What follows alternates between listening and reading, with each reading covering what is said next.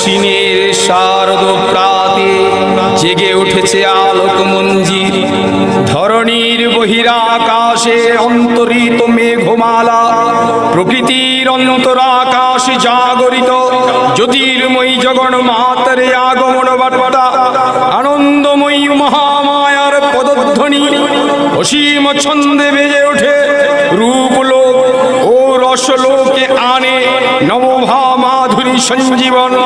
তাই আনন্দিতা শ্যামণী মাতৃকার চিন্ময়ীকে মৃন্ময়ীতে আবাহন।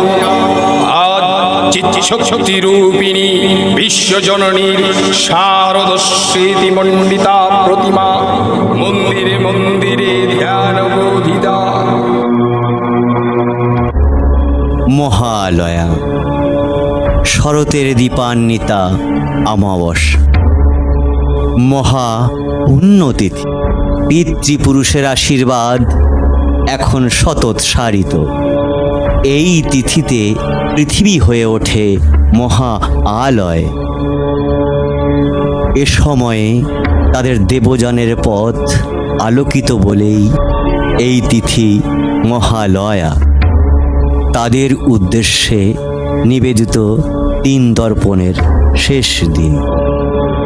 মহালয়া আমাদের উজ্জীবনের দিন, আমাদের দেশের সুমহান সংস্কৃতির সভ্যতার ঐতিহ্য মনে করিয়ে দেবার দিন।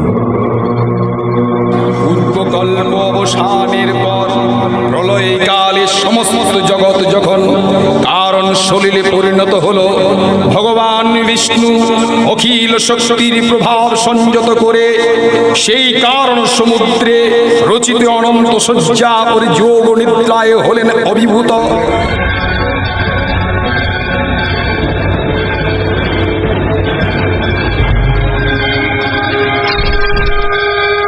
বিষ্ণুর যোগ নিদ্রার অবসান কালে তার নাভিপদ্ম থেকে জেগে উঠলেন ভাবি কল্পের সৃষ্টি বিধাতা ব্রহ্মা।